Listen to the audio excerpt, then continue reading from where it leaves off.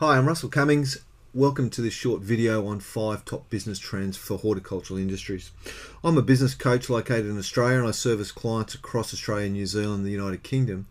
And I've targeted 5 key trends that I see really important for Australian horticulture in particular, but I'm sure they'll apply to horticulture in other countries.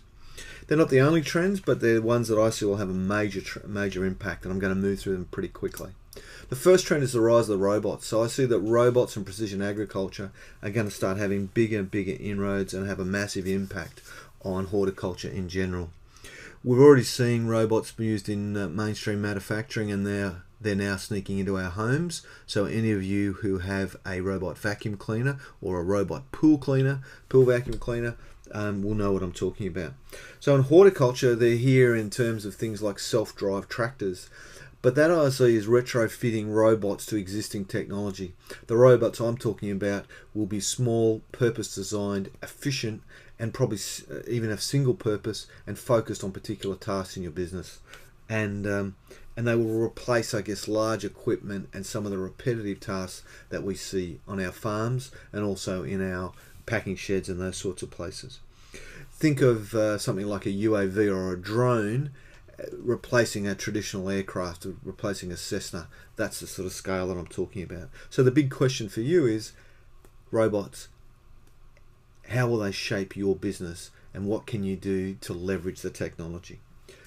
The second one that's linked to robots in some way is because these robots all come with proliferation of sensors and scanners, and there are more and more of these sensors and scanners around the place, not just attached to robots.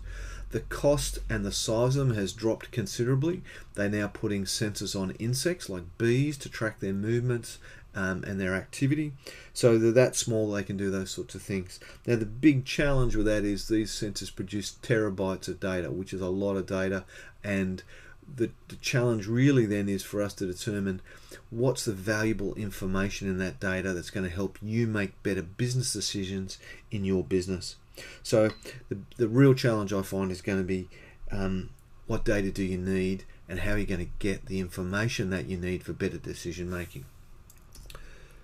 The third trend is interconnectivity.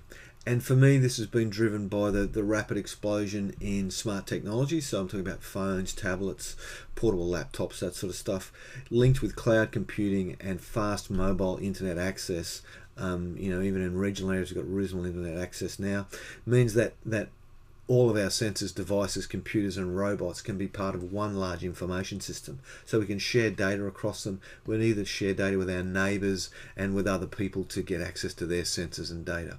The integration of all this stuff is going to be key to your business, and I think it's going to be one of the defining trends for us, is that it will allow you not only to get better information on your business, but also to communicate better with consumers. And companies like Pride Farms have done a great job on this already by having a live feed to show their range, free range chickens out in the paddocks, trotting around eating food and being chickens.